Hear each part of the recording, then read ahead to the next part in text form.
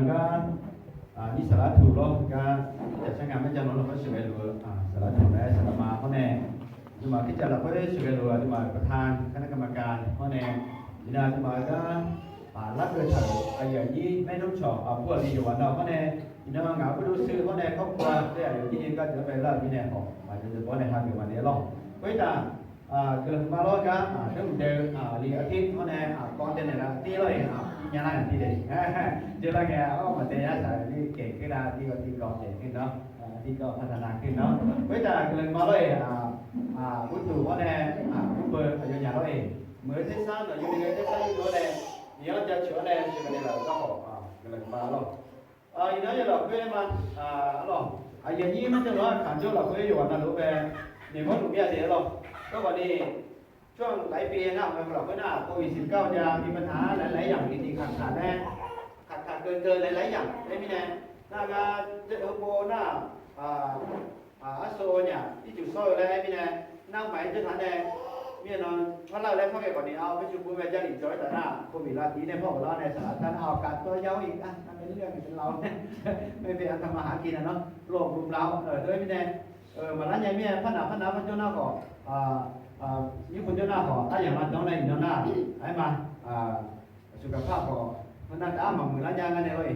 โรงพยาบาลใหม่ที่เจ้าหน้าผิดปกติอะไรเนี่ยสารพัดเลยการที่เราไปโรงพยาบาลนี่ไม่ใ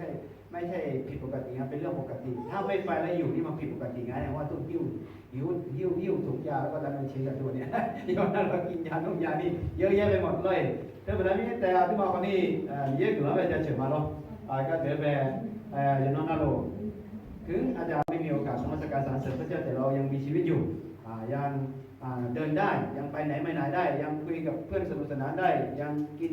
ได้นอนได้ทำอาหารกินได้เดี๋ยวนี้ครับที่มาเยอะกว่าหลังจากเฉยไปนะเลยเห็นไหมล่ะเห็นไหมล่ะเราก็ที่จะเดินเนี่ยสิน้องยังว่าจะมีงานเนี่ยสิยังมั่วยังมีแย่ยินดีที่ได้รู้จักคุณได้เจอคุณนะครับคุณดูดีมากเลยเนี่ยสิก็ยศฉันได้ง่ายเนี่ยสิไหนมาแม่เลยเห็นไหมครับเราวันอะไรลงไปก็จะได้เก็บเกี่ยวสินนั้นในเวลาจะได้ในหน้าอย่างที่กล่าวรอยยิ้มที่สวยงามอันนี้เราบอกเลยยาพ่อเหมือนกันไม่ได้บอกมีเยอะอยู่น้องจะเฉียวมาลงในเวลาที่หันหายไปเรามาหลอกเพื่อนยุ่งหน้าจะเดี๋ยวเชื่อหลอกเพื่อนมาบางครั้งบางอย่างผมอยากบอกที่จะเด็ดอย่างไงไอ้มาอาจจะมาหม้อ100 บาททุนนี่หลายอย่างหลอกตาได้มาลองผมอยากบอกที่มาหลอกเพื่อนเนี่ยเชื่อโลกข้าแน่ไม่เจอขานาดาน่าผู้ใหญ่เนี่ยลูกขึ้นไหนแน่เจอเลยงานที่เนี่ยสิ่งอะไรเนี่ยมันงานจะบุญแต่ได้สาระอะไรงานที่เนี่ยจบอะไรเนี่ยมันเยอะเลยที่แม่บอกแล้วเขาจะพยายามจะสร้างเซลฟี่เนี่ยก็ไม่หันมาทางนี้งานจะบุญแต่ได้เนี่ยมันไม่ร้องอะไรอย่างเงี้ยจะถ่ายรูปกันรถเครื่องจีนเดียวนับเดียวชิ้นจีนโอ้ยิ้มหวานทำท่าแต่งนะที่ในจงอะไรไม่เคยรู้จักมาก่อนแล้วที่อื่นอะไรเจ๊สารเนี่ยมันงานจะบุญแต่ได้สาระโลกข้าเนี่ยเกี่ยวกับลาติน่าเพราะว่าแม่กับพยามรักเกินน่ะนึกฐานเนี่ยอยู่แต่ได้เรื่องแต่จะเนี่ยเขาจะแต่ละที่ติดแต่จะนี่ก็สิ่งนั้นเนี่ยโทรศัพท์เนี่ยจะสาวแต่ว่าถ้ามันไม่ได้เจออะไรแปลกๆยุคสมัยใหม่เลยเป็นไงบ้างนะสมัยโบราณน่ะเดินคุยคนเดียวนี่เขาว่าบ้าใช่ไหมทีนี้เราบ้ากันทั้งหมดเลยอย่าดีกว่าอย่างแต่จะก็นั่งคุยกันในปากคนเดียวยิ้มได้หัวเราะได้นะทีนี้สมัยนี้มันเปลี่ยนไปหลายอย่างคือพี่แน่อีกแง่หนึ่งเขาเลยน่าบอกดูแปลกๆอีกแง่หนึ่งเขาเลยน่าบอกดูมีความสุขดีอร่อยก็เดินเจ้าของส่วนนี้ก็อยู่กับส่วนนี้มันน่าอยู่กับเนี่ยมองส่วนนี้คนที่เรานักถือคนที่เราอยากจะคุยก็คุยมันมีดูแล้วมันก็มีข้อดีข้อเสียไงอันนี้ทีนี้ข้อเสียก็คือจะเดินหน้าติดโซเชียลไม่โซเชียลเยอะเกินแล้วก็ดูแต่ย้อนถึงสาระของโยคะหมันยาเล่นอะไรโยคะหมันยาแบบนี้เนี่ยเดี๋ยวนี้เนี่ยโอ้เด็กติดโซเชียลมีเดียเยอะแบบนี้เนี่ยอารมณ์คือฉุนเฉียวอะไรกันเนี่ยคือทำอะไรลงไปโดยคือไม่ทำคิดเลยเห็นข่าวว่าอาพีแม่ตายคนไปว่าไม่ต้องเล่นมือถือนะไม่เกี่ยวนี่ฆ่ายายเลยมันฆ่ายายเลยก็ไปขาดเขาขาดใจนี่ไม่แน่เดี๋ยวนี้นะช่วยอย่าอารมณ์การตัดสินใจแบบฟ้าผ่าฟ้าแลบไม่ย่อเกินจริงๆมันเนี่ยมันตัวนี้ต้องพูดเหมือนกันพี่แน่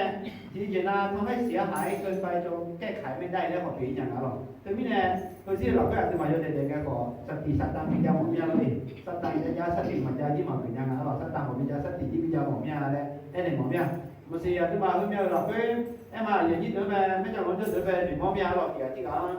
จำได้ไหมเรายื่นหนังสือแล้วเดี๋ยวเรามันในทางนี้เรางานเราที่เราหมวยเดี๋ยวเราสิงานเราเกี่ยที่ไอ้เนี่ยเดี๋ยวถ้าชอบจะหลุดมาติดตรงนั้นอยู่ที่นี่ในมณฑลเมียเราที่มาหน้าเขาเองยังรวยเราเนี่ยไอ้อินเทอร์เน็ตหรือชักตลาดเนี่ยตัวก่อการบิลาเนี่ยเรามาเล่นดีตัวก่อมาเล่นดีหุ่นยนต์นี่ใครทำเราเนี่ยใครทำนี่เนี่ยก็ช่างมาเราอีน้อยเราไปนะงานจะติดต่อของเบี้ยเนี่ยไอ้อินเทอร์เน็ตการบินเนี่ยหมอหน้าก่อที่มาประธานคือเราภาษาไทยเนี่ยมีคือมาเลยกิจการนะครับรูปที่9ข้อ27ถึง29เราไปรอที่โปรขึ้นในเราที่โปรหยดทุกเช้าแบบที่โปรหยดเช้าเนี่ยรับเขาทำที่กัน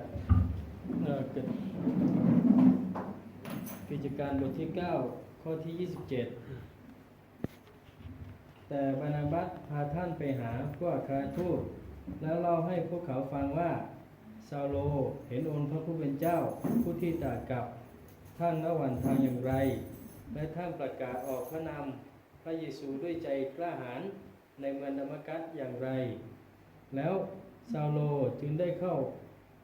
28คือมาสาแล้วซาโลจึงได้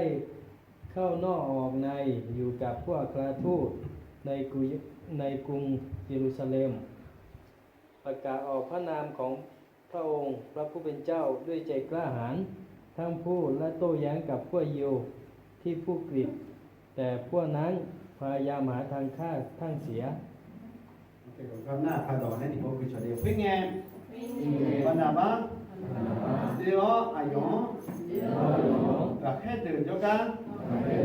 ชื่อแกรู้ไหมชอบลูกกับยังสัมภาระชัวอายุยาทองผัวสัมภาระชัวอายุตัวเงินชนเรือก็ก็วันนาบ้านเนี่ยอายุมันจนเดิมไหมตามมาเสมอหลับไปเยซูชมยังอุโมชอบลูกขาดูนี้ดอมแม่ก็ก็อายุมันจนเดิมไหมที่นั่นมาที่พูดกันใช่ไหมดำเยอะเนาะทันใช่ไหมนี่เนาะเราก็แค่คนจนเนี่ยเราต่อจากกันเนี่ยแล้วก็ยังที่จะ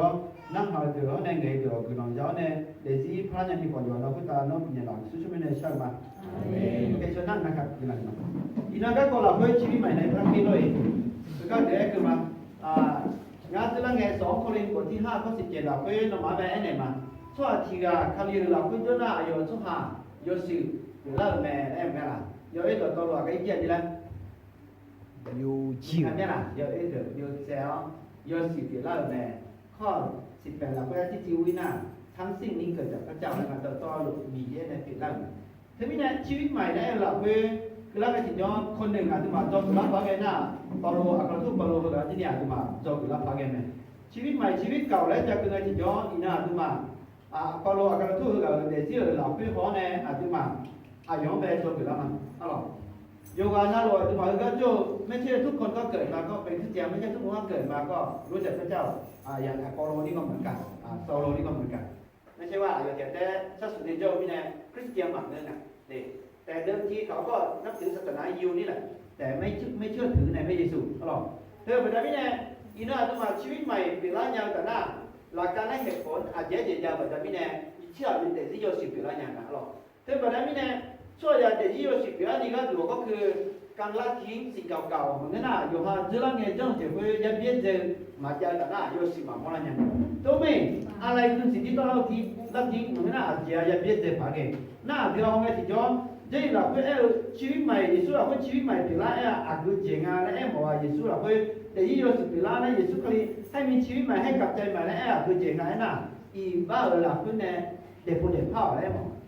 ชีวิตเก่าคือเจงาชีวิตเก่าก็คือที่ตายจ้ะพระเจ้า耶稣เนี่ยมาจำไม่ได้สารพัดสิ่งพวกเรามาอย่างนี้คือตายไปแล้วไม่มีโอกาสได้เจอพระเจ้าแล้วเธอแบบนั้นไม่ได้耶稣ก็เลยมีปฏิปโยจะให้ความหวังกับคนบาปว่าถึงแม้คุณจะตายจากพระเจ้าไปถึงแม้คุณไม่เชื่อลงในความบาปถ้าคุณกลับใจใหม่เยซูคริสต์น้องแบบชีวิตใหม่โยสุสิได้ปิญญาณใหม่นี่คือความหวังที่อาจจะมาเคยอยากจะได้ถึงอ๋อเธ thế mà đấy mới nhầm các con người là quý họ làm cái gì cho sau lù lên cũng ạ đơn thi ở chỗ mấy nào số lù lên cũng ạ phố lù lên mà miếng phát này số lù lên cũng ở cả thì mà giống về phong cái gì cho giống bảo là khâu đấy là quý họ cái gì cho giống Apollo lên cũng là rồi Apollo lên cũng ở naยุคแรกๆดเป็นไงเป็นคนมีอิทธิพลนั้นน่ะมันเด่นมีข่าวทีกับข่าวแล้วอิทธิพลนั้นที่นี่แง่ผัวและแง่ลบเลยบอกอ่ะที่เดียวนะแง่มืดคนเจอิทธิพลยาเลยนะอิทธิพลดั้งมืดได้อิทธิพลดั้งสว่างเลยได้ยิสุคาลีร้อยอิทธิพลดั้งสว่างคนเจยาร้อยอายุเชื่อเราเพื่อนน่ะไม่มีตำแหน่งสูงส่งอะไรไม่มีคนยอมรับเขาว่าเป็นบุตรพระเจ้าหรือเป็นพระเจ้าแต่พระเยซูทรงอิทธิพลมีพระโอษฐ์2,000 กว่าปีที่ผ่านมามีคนมากมายที่ยอมเสียชีวิตเพื่อพระคริสต์ยอมเสียชีวิตเพื่อยอมสละชีวิตยอมสละเวลายอมถวายทรัพย์สินถวายเกียรติแด่พระองค์เพื่อทำแผ่นดินของพระเจ้ามีมิตรของบีไหมนี่สละแต่ไม่ได้ยิสุคาลิปอนนะอันนี้คืออิทธิพลด้านบวกโยมคนที่สองน่าเจ้าไงพอรู้ที่นี่เป็นคนมีอิทธิพลในด้านหนึ่งเหมือนกันคือพอเจ๊แต่หน้าอิทธิพลคือพอนั้นน่ะอายุที่นี่ยิสุจงมาในเดซีเดปูเดพาแต่หน้าพระกิตติไอ้เดี๋ยวเราจงไว้ฝ่าและพวกนั้นเดี๋ยวกูหนูเธอเช็คกดตรงโบราณเขาเลยเขาก็ได้เขียนพระคัมภีร์สนับสนุนงานรับใช้ของพระเจ้าที่เราเรียนรู้อยู่เขียนตั้ง10 บท 16 บทด้วยกันเราจะรีเช็คกดตัวอะไรนี่บทตัวอะไรแต่เช็คกดตัวอะไรบทตัวอะไรก็น่าอายุช่วงนี้ชื่อเดิมก็คือซาโลเลยนะอร่อยซาโลน่าอายุเชื้อสายไงน่ายิวแท้ๆแต่ทาซ่าเหมือนเป็นแต่เล็กอ่ะด้วยเกิดที่เมืองทาซ่ามันนี่เป็นยิวแท้ๆเกิดเมืองทาซ่าและอายุน่ามีสัญชาติลงด้วยลงมาสัญชาติยังไงอร่อยอายุความสามารถน่าเก่งภาษายิวแล้วก็ภาษาอังกฤษยินดีจังด้วยอร่อยความสามารถยินดีจังอยู่ว่ายุดาชอบเดิมทีอายุที่ยุดาชอบไม่ได้เก่งภาษาตัวเองเนี่ยเป็นสิ่งที่ดีอยู่แล้วแล้วก็จะเก่งภาษาอังกฤษด้วยน่าอายุเขาเลยกันที่ย้อนฉีดจองไงทำไมอายุเป็นคนยิวแต่ว่าทำไมมีสัญชาติลงนั่นไงอดุมาขารถดุมาเนี่ยเชื้อชาติอังคารแต่ยังเป็นประชาชนไทยเดิมทีอดุมายี่อพยพในอื่นเหรอเพราะในยุคไทยเมื่อเราก็ย้อนไงชื่อของอังคารก็มี 2-3 ชื่อไม่ไหมอัตราในเมื่อเดียวที่เมื่อไรมันยังหรอไปเกิดเราก็อำเภอไปถูกต้องตามกฎหมายแล้วที่ไม่ทำยังหรอคาลียาคนในที่ที่เมื่อไรทำยังหรอแต่ละคนอย่างน้อยๆ2-3 ชื่อชาวยิวที่เดินไงเราเพื่ออิสราเอลถึงแม้ว่าถูกที่ว่าเป็นประเทศแรกก็ได้ยิสุเดียในไงอย่างเราเพื่อไงนะลงช่วงในอุลอนถ่ายแบบนั้นไม่แน่จากกับพระซีซ่าและกูแต่กับในอุลอนถ่ายกูโยมไม่แน่อายุมายุดเราช่วงหลังกันแล้วสังขารลงเพื่อยงยังนะหรอแต่ก็อายุมาในบุคคลเราเพื่อเหมือนกันเนี่ยเพื่อหน้าเข้าแล้วเอาคุยกันทีเดียวกับแค่ผู้รู้อายุก็กองกันไว้เพื่อหน้าอายุที่นี่ไอ้มาได้รับการศึกษาแบบยิวด้วยกันหรอยุดเราช่วงหลังโดนแย่แบบยิวและแบบเก๋ในการคิดและวางแผนดิอร่อยน่าชื่นชมเนาะชอบยันยันเดี๋ยวชื่นชมอันยังคิดได้วางแผนเก่งอันตัวหมาก็จะดึกย่อมาหลังดึงเหนียวยาหัวตัวยาย่อมานับหนักเนี่ยแต่คนเนี่ยคือยืนยันคือเธอพี่เนี่ยอายุเดี๋ยวที่เราไม่พอเล่นกันที่จอเอาเลยกันอายุปณิสัยส่วนตัวเราอยู่ปณิสัยส่วนตัวอยู่ไว้นั้นน่ะเปาโลน่ะเป็นชายหนุ่มที่กระตือรือร้นเคร่งครัดแบบฟาริสีจะพูดที่ว่ามีเยอะก็ดูลองแต่นี้ดิ้นลงที่ละจงก็ดูลองแต่นี้เก่าที่ละชาวฟาริสีเฮงไงน่ะเน้นในหลักพิธีกรรมถือมาจนยังไงเนาะไม่ควรทำมายกหัวเดียวเดียวน่ะคือมายกหัวที่ปล่อยมายกหัวที่ยิ้มยกหัวเดียวน่ะที่ยิ้มยกหัวอะไรเงี้ยจนยังไงนะมีกิโลตาชนเดียวน่ะคนมากิโลตามาชนเดียวเป็นคนถือกฎเกณฑ์มากกว่าเยซูเนี่ยพูดจะมีอะไรถือกฎเกณฑ์มากเกินไปจนละเลยในเรื่องความรักของพระเจ้ามาในเยซูเนาะเนี่ยผมก็ตามนี้ไอ้คนนี้เปาโลน่ะเป็นชายหนุ่มที่ล้อมลงเคร่งครัดศาสนาเดียวนะไอ้ว่าคือเดือดเคร่งครัดนั้นน่ะอายุศาสนายิวแบบเคร่งครัดเดียวอาช่วงมาเนี่ยเนี่ยอาตุมาช่วยอย่างเธอได้มานึกจงไปศาสนาไปเก่ามาเก่าจ้าเดิมทีอายุจงทองไงว่าไงเนี่ยอยู่ศาสนามาเก่าช่วศาสนาอยู่ที่อยู่พายออกมาเก่าจีได้ที่เดี๋ยวนั้นเริ่มสิไม่แน่ใจนะอยู่เขาลดจีลดหัวลดก้อนมาเก่าในเกลช่วเธออยู่ที่อยู่ต้องสกุลทองพายออกเธอนั้นมาเก่าจีแค่อยากจะเปลี่ยนศาสนาแล้วอยากจะตามไปเสื้อยุคเวฟมีสิ่งนั้นสิ่งนี้ว่าตัวแกได้จะมาสิ่งนั้นตัวมาก็คลียร์ก็เรียกกันนะอยู่ว่ามีอย่างของกูมันก็อยู่ว่าในยิสุคลีขับกูงานเลยงานอยู่ไปอย่างงานเลยฮอร์โมนในหนึ่งคนหนึ่งพันในจังเล่ามันก็นี่งานตากือไม่ได้กือโชว์งานมากือไม่ได้กือโชว์เจ้ามาหลายเดียวนะแบบนั้นมีไหมที่สัตตามเราที่สัตตาม ตามเข้าไปอ่ะเจ้าว่ามาเจ้าที่ไหนอ๋อทุกคนเจ้าหน้าเนี่ยนี่คุยกันพังกันเดี๋ยวอ๋อตาจงพี่เนี่ย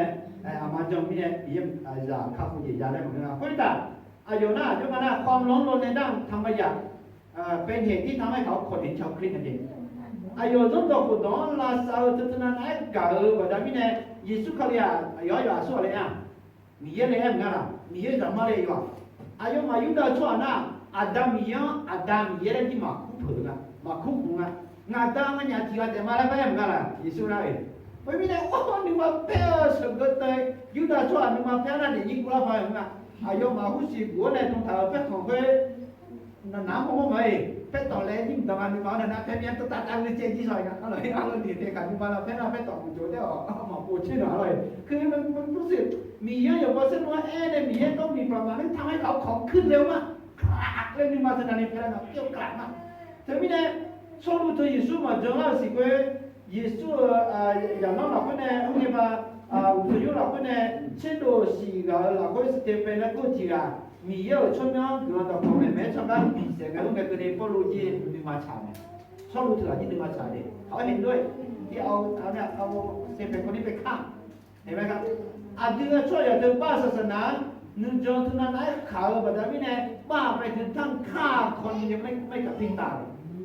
ฉันเดี๋ยวฉันจะช่วยที่การแบบฮัลโหลลาตุนี่ก็อยู่เนี่ยล็อกของหลังยี่เสือเยอะเนี่ย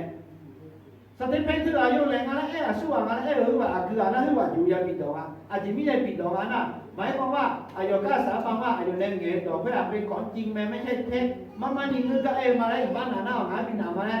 สู้แต่หน้าสู้เพื่ออยู่ยาปิดนะ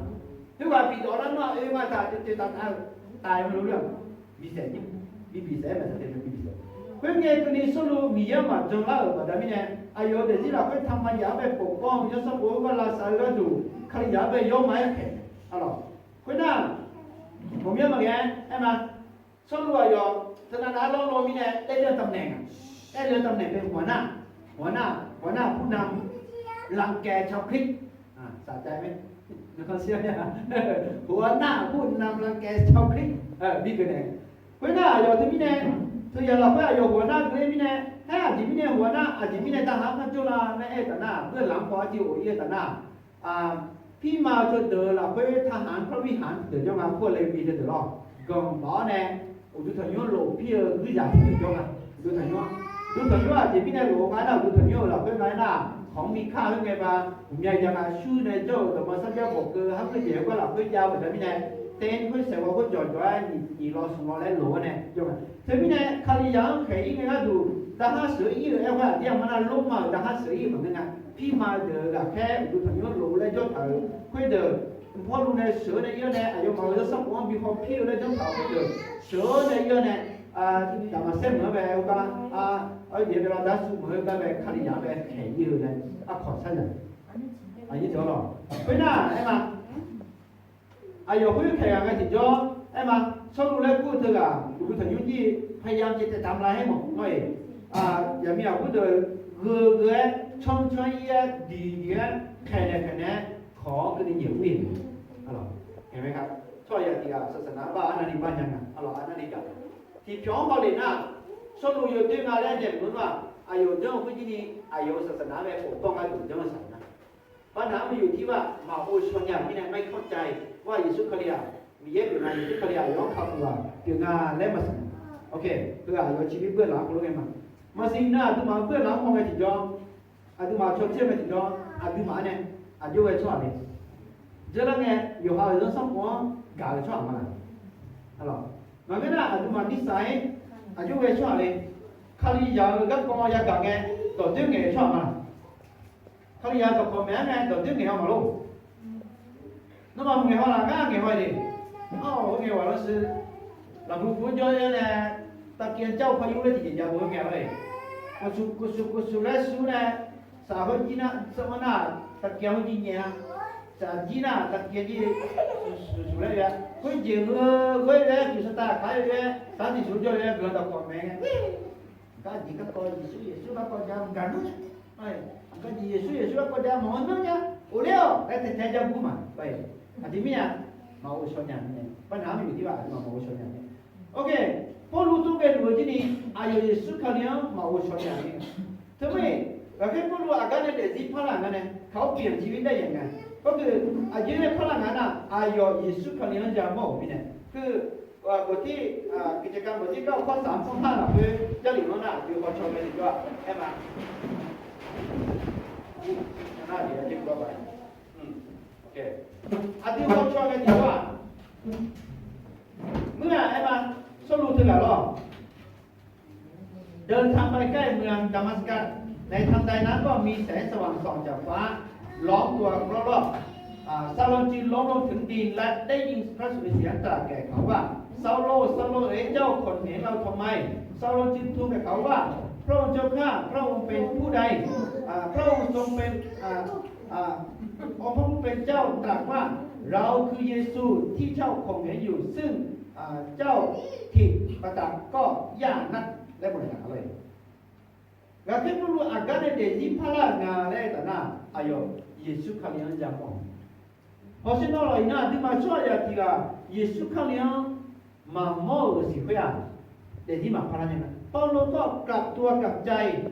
ยอมรับถึงความผิดบาปของตัวเองที่กระทำนั้นไม่ถูกต้องเมื่อเขาเห็นพระเยซูเขาจึงกลับตัวกลับใจในผู้ในภาคเฮ้ยแต่น่าอายุในผู้ในภาคแบบนี้เนี่ยในผู้ในภาคช่วงอายุเป็นไงนะเมื่อคนที่กลับตัวกลับใจแล้วจะเป็นยังไงก็คือละทิ้งพฤติกรรมเดิมๆได้ไงเจอแล้วไงมั่วจะมาฟังนะเจอแล้วไงอายุจะมั่วแล้วคาริยังเจอแล้วซาโลจะเจอแล้วคาริยังไอ้ตัวมาเปิดมาไอ้ชนอะไรคาริยังแค่ยิ่งกว่าอยู่ในสุขาเนี่ยยิ่งสุยามโมเนี่ยน้องสุอะไรแล้วนะงาน้องแค่หนูยิ่งสุขกับมาแล้วพอหลวงบีมองกันจะย่อยเสียใจเลยเนี่ยบีมองกันจะย่ออายุเป็นเตยไหมยันนึกสุ่มน้ำเตยเนี่ยทุกคนจะสลัดอย่างนี้กนอนชั้นอย่างนี้งาช่างกับวอลกันดูเรื่องนี้ชัดต้องนะดังแล้วแต่น่ะจุลเนี่ยอายุเป็นเรื่องเป็นงานเนี่ยมีเยอะมาสิ่งนี้เยซูสิ่งนี้แค่ไม่เนี่ยมีเรื่องที่เยอะเนี่ยมีเรื่องที่ปุ๊บพลังกันจะย่อสายตาของเขาก็เปลี่ยนไปแล้วจากเดิมที่เยซูเขาเลี้ยงไปเป็นตัวขัดขวางศาสนาเป็นตัวปัญหาอะไรหอกไว้กับมองเป็นพระคุณงานคือหลังงานและหอกพระไอ้ยี่โดยงานมาเยซูเขาเลี้ยงจงเอาเธอต้องมองมองมาจุลเนี่ยดึงโลจีโลบอกว่าการนุ่งเงี้ยไอ้บอกมันนี่มีเยอะดูทางจีมังเงอุกบิเปกามังเงอาจจะบ้าชอบเนี่ยมีมีของบิเลญาลามังเงเนี่ยอินเยซูกับมอลาเงติจ้าอาจจะหัวหิ้งโลจีโลบอกว่าเบียดใจอย่างเนี่ยเยซูเขาเลี้ยงเขาแล้วเนี่ยล่ะเนี่ยหรอ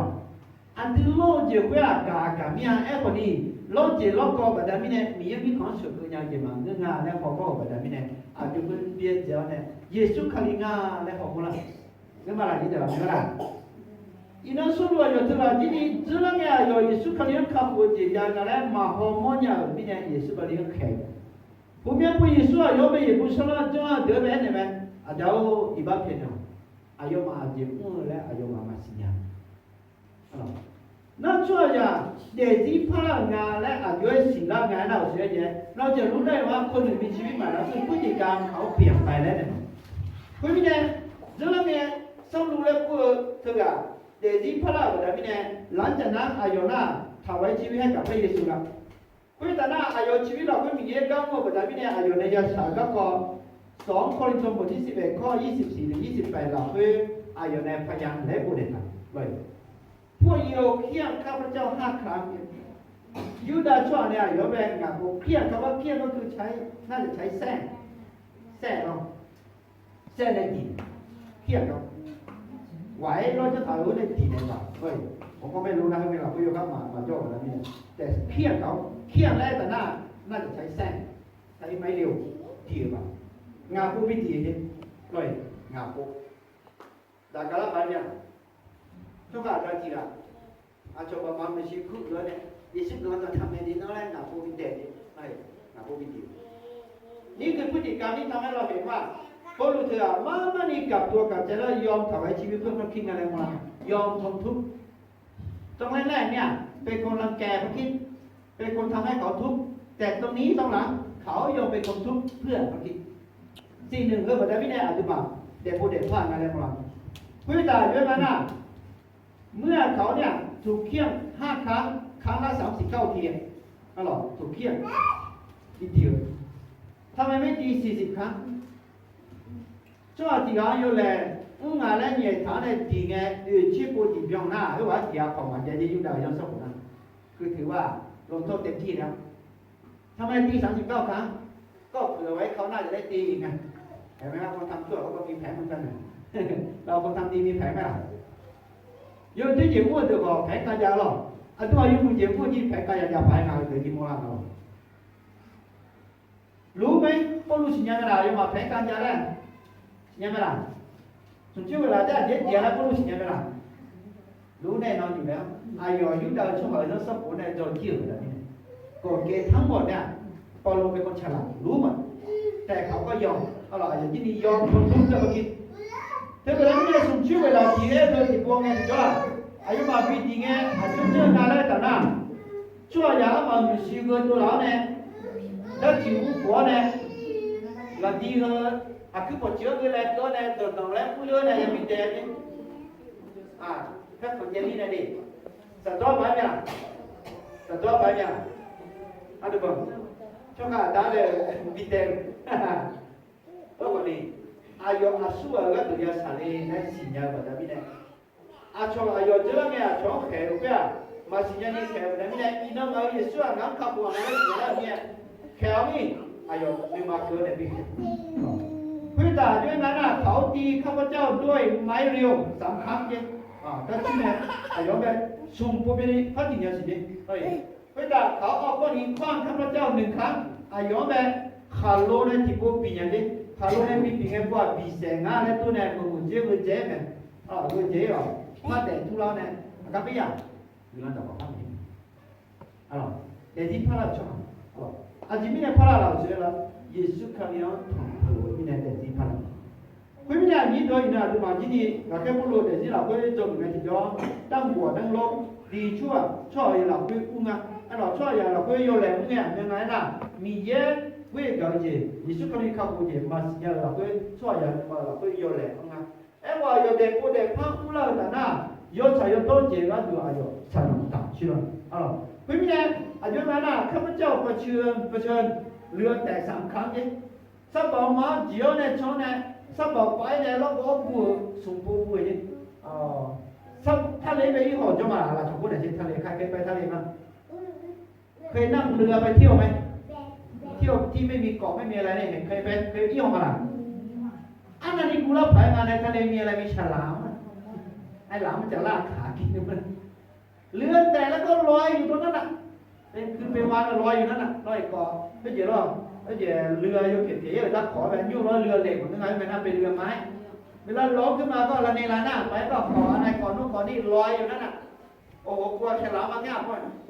แต่เขาไม่คิดถึงอ่ะคิดถึงอย่างเดียวว่าจะเอารอดยังไงแหละมองลูกหูลูกตา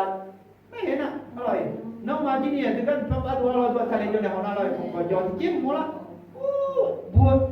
เพื่ออะไรกันเพื่อประเทศเยซูคริสต์ไอ้นี่นะจะมามีอย่างแบบนี้ละพอที่ยมจะขึ้นจะโดนโดนยาลงงั้นมั้ยยังบุกไปกันเนี่ยตัวมันยังเดือดผมยิ้มยังจะขึ้นสันเดมาขึ้นอาจจะเนี่ยตัวที่ตรงเงี้ยจำน้องมาลงเขาเรียกอะไรแบบนี้ตัวAda depo depa kami masih. Alors, kakek perlu jelasnya ayo Yesus kalian masihnya apa ayo dijauh di jangan ajimina Yesus asu ada masihnya. Ini ada makali dah kelar de Yesus kalian asu amalan sinyalnya ibadah pun depa macam mana? Ada mal desi acon tu ega dah cila macam apa pilih masih. Bagaimana? Bintiga tak baik ko. Dan cina bintiga tak baik ko. หล่อไปผู้ใส่แล้วก็มาแค่อีน่าตื่นเต้นจริงกันอุดมตัวย้อนตัวเจ้าสื่อเลยแล้วแค่เดินมาเลี้ยงหมอนี่ไหมหน้าบูหน้าเบี้ยวแทนที่จะได้รับเกียรติพระเจ้าหน้าบูหน้าเบี้ยวแต่นมัสการยังไม่พอใจเขาลำบากขนาดไหนกว่าจะพระติกูจะมาถึงเราอันนั้นนี่ฉันนะเกือบโดนไอ้หลังงานแล้วรอให้หลายคืนหลายวันแต่อีน่าทุกมาคริสเตียนยุคใหม่บ่นอย่างเดียวอันนั้นก็ไม่พอใจอันนี้ก็ไม่พอใจอันนั้นก็ไม่สบายตาอันนี้ก็ไม่สบายใจในพวกในพระอยากชนะนะอันไหนมาลูกเราต้องตัดใจไหนได้ไหม เราก็เอาตัวของเราถวายเกียรติแด่พระเจ้าเอามือสองมือของเราทำงานเพื่อถวายเกียรติแด่พระเจ้าเราแค่ก็รู้อย่าอยู่นะไปเย็ดเต้งไปขายได้ตังค์ไปประกาศพระกิตติคุณแต่หน้าจะมาประหยัดถวายเงินนี่หน่อยเดียวร้อนโอ้โหเสียแล้วจะต้องไปผ่านมาแอบเหมือนนี้ดูแต่ยุโจพิจารณาแต่เนี่ยอาเดียร้องสร้างอีกแล้วกัน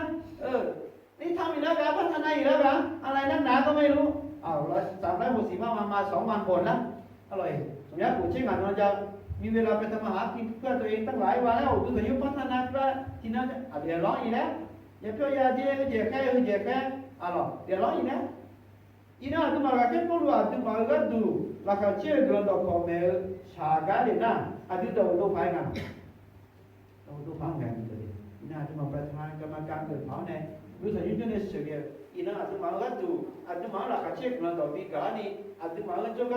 ราคาเชื่อกระดกวิการอาทิตย์ข้ามปุ่นยี่ปีจานี่ก็ดูอาบุบาเดียวไม่ใช่ก็แต่เจียาดูแต่เจียอันนั้นนี่ใช่อะไรนั่นคือวิญญาณมั้งเลยเดี๋ยวพูดเดี๋ยวภาพยุ่งมั้ง所以啊，这个面对不得พลังงานเราเสร็จยิสุขมีองค์มูในเด็กผู้เด็กพลังอาชญาการยิ่งเมื่อเราเห็นว่าพระเยซูเป็นใครพระเยซูมาเพื่ออะไรเราเชื่อพระเยซูแล้วจะได้อะไรเมื่อเกิดความชัดเจนและในด้านต่างๆเราจะบ่นน้อยลงเราจะมีความสุขในการรับใช้พระเจ้ามากขึ้นทำไมวะล่ะมีเยอะก็คุณก็ละขัดเชื่อ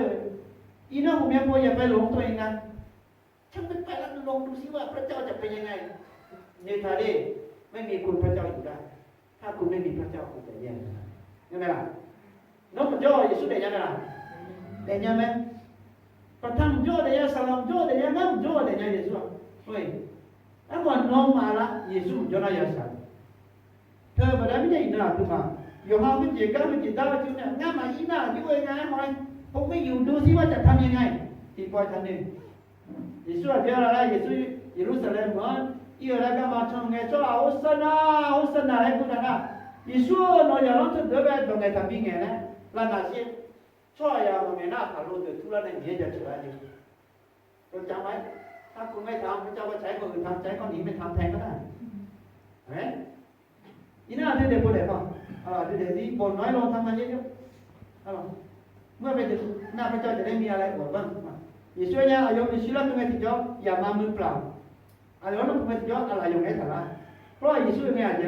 ลาชอยู่ในวันนี้เพราะมาจะนำวันนี้มาให้ตามสมควรการกระทำของคนนั้นแล้วเราได้ทำอะไรก็คิดว่า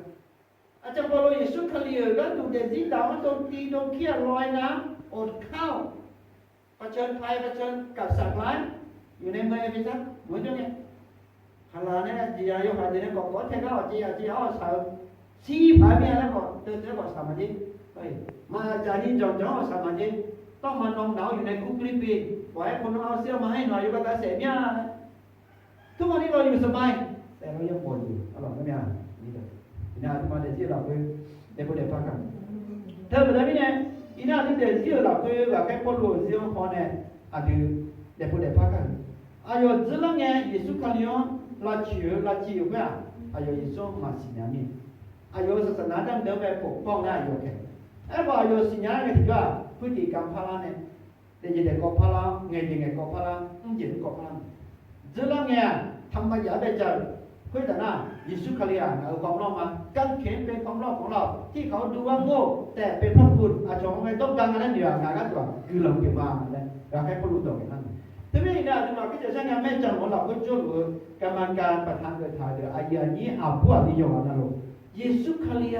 งานขับหัวงาและของว่าที่จะอีน่าที่มายิสุขลียเด็กผู้เด็กพ่อเนี่ยจะละเงี้ยว่าโดนดึงเงี้ยหัวชั่วโดนดึงเงี้ยพลังกันมีอย่างนั้นเช้าอยู่ที่เดียวชั่วเล่นเจริญกันกุนมาเช้าเนี่ยชั่วกุนเช้าละกันมีอย่างนั้นตัวยังกันโดนชั่วงาอันยังยังพังงาเลยเชื่อชั่วที่ละกันอะไรมาล่ะเล่นเจ้าอีโดอีน้องน้อยยังประธานยังกรรมการยังผู้นำยังมีเยอะน้อยโอกาสดีเนี่ยแต่อย่าไปโอ้ตัวเองอย่าให้เราเจ้าแม่ที่ปล่อยทำไม่มีคุณพระเจ้าอยู่ได้ไม่มีพระเจ้าคุณแย่แน่นอนนะที่ไม่ได้นายอนเราแบบมีเยอะกว่าและไอ้เนี่ยหมดเนี่ยที่น่าที่หมายการเจ้าเนี่ยมีเยอะก็พอยากายังไงคือโอ้ยไงที่เจ้าอาจจะสั่นเยอะมีเยอะคือเราอาจจะก็ดูอันนั้นนี่คืองานที่ดูอาจจะก็พิธีอยู่มาเยอะ ที่เจสิที่ยอมมาตัวกันคือลอยย้อนจังบัดนั้นข้าพูดจริงๆเดี๋ยวมีอะไรจุดยาละยาลุงยาเงี้ยยาทุกอย่างเนี่ยสำหรับมีอะไรตัวกันงอได้เลยมั้งเนี่ยแต่แค่พอรู้ว่าดีกับตัวนี้น้องมามีอะไรอาชมมีช่องตัวเด็กๆน้องมามีอะไรรอไปผู้ป่วยน้องมามีอะไรยกมาอยู่ๆบ่ช่องของแม่ช้าๆจะต้องมาจะนี่มาอยากว่าสุขทั้งยืนเนี่ยมีใครบอกมาอยากว่าอาชมน้องมาขับรถเนี่ยปีเสียวมือเจ็บกันน้องมาจิ้มยาน้อยยศสานิเชื่อในเราเพื่อเยลายวะเยลากามวะเยลาการนามีเวลาเยอะๆไปหมดไอ้พวกนี้น่ะที่มาอย่างเดียวกันไงสมัยเยอะอยู่แล้วแต่จะเชื่อว่าสิเอาล่ะทีนี้เนี่ยอาศัยสายไงอย่างแค่พอรู้ยอมถวายชีวิตหรอกถูกประหารชีวิตที่ปูลงเมื่อคศ63หลังเลยยิสุคาริคัมเชื่อในกูจะช่วยกูหลังเลยโลมามีของชีวิตมีเอกตัวดำมันเนี่ยอุ้งเสกอีน่าที่มาเนี่ย耶稣ว่าตัวอาจจะที่มันนี่ตัวตัวจะ会比较呢งั้นอาจจะพังอาแล้วเขาดูชื่อตัวนี้เราดูสิเราเป็นงั้นอาจจะถิ่มยังร้อนว่าอาจจะถิ่มยังถือจีร้อนว่ายังชอบถิ่มยังยาวร้อนว่าไอ้เย่ถิ่มยังสดร้อนว่าตัวชาถิ่มตายร้อนว่าชาบอกไม่อาจจะเลยเพื่อเดี๋ยวตัวลูกอยู่ห่างกันอยู่หลังชอบที่กันทีนี้นะอาศัยสารกันเนี่ยผมเนี่ยถ้าไปคนที่เคยศาสนาสมัยต้นสมัยปลายหรือเปล่าอะไรอีน่าดูมาเยซูคริสต์จังแล้วแบบนี้เนี่ยอาจจะเป็นไงจังว่าอาศัยสารเป็นจังผมเนี่ยแล้วแค่พูดเรื่องเนี่ยอยู่มาสิเนี่ยมีเนี่ยแค่เนี่ยมันว่าเยซูคริสต์จังแล้วแต่น่าจังแล้วที่น้องเนี่ยมีอันเป็นอยู่มอแล้วที่น้องเนี่ยมีเยอะต่อคนมาเมนี่ที่น้อยมากจ้ะอาจจะเป็นเนี่ยแม่รู้ว่าชีเงี้ยคนนี้เนี่ยอีน่าดูมาคริสต์จังที่นี่อีน้องเยซูคริสต์จังแล้วที่น้องเนี่ยยิ่งกว่าทั้งหมด有啲特別，一個個出下，有啲出下唔一個嘛，啲學特別就咧，佢嗰個有啲特別學嘅。你知唔知阿姐咁樣啊？阿姐調咗樣啊咧，嘛是知知，係咪乜啦？阿姐調咗樣，阿姐調咗樣擺啊，那然後到時用咧，阿姐調咗樣擺啊，阿姐調咁樣擺啊咧，阿啲嚟接佢。佢但นึกขาดเพียงเราเดี๋ยวให้มีความกล้าแต่แค่พูดว่าอยู่ด้านชั่วเดี๋ยวเวลาเช้าชั่วเดี๋ยวเนี่ยเนี่ยอายุเนี่ยที่พาเราแต่น่ะอาชั่วโยมมันนั่งอ่ะจะอยู่ด้านชั่วเดี๋ยวยิสุจะมายิสุจะถึงอะไรกันมาสัตว์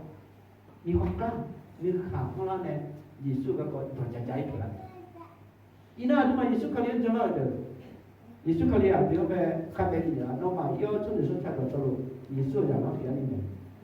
แต่หลังอีกจังไงมีตัวคนจะฝึกมาแล้วนี่เดี๋ยวnó còn trên tải nghe biết vào là nó còn chấp thuận mà lúc mẹ đến tải nghe biết rồi chấp thuận nhau lá ngáo cònจะtải nghe nó nên còn phảiนึกเล่าช่วงหาแฟนหาโอกาสประกาศเรื่องพระเยซูเรามีความกล้าจะมีความกล้าอย่ากลัวแค่คนรู้กล้าที่จะประกาศไว้อธิบายที่นี่เยซูคริสต์จังแล้วเนื้อข่าวของเราในความเชื่อต้องมีความกล้าเป็นเพราะเราพูดในสิ่งที่ถูกต้องเชื่อไม่เชื่อนั้นเป็นเรื่องของข่าวย่อมได้หรือว่าก็แต่เรากล้าพูดในสิ่งที่เป็นความจริงก็คือพระเยซูมาเพื่อช่วยมนุษย์โลกให้เราเพื่อการก่อใจอย่างนึกข่าวของเราดิที่ไม่ได้นะอย่างเราเป็นเยซูคริสต์กับแค่เดียวกับแค่พูดกับแต่เสียงจบแล้วเนี่ยอธิบายคริยาไม่จำเป็นจะถึงที่นี่นึกจงได้เหมือนนึกข่าวยังรักกันอะไรโดยมาตรงนี้อธิบายถึงยังงานได้กับแค่พูดไว้อาจจะเป็นไงเยซูจังเราไว้อาศัยในคือเยซูยังไม่จังกันเยซูสาวจัง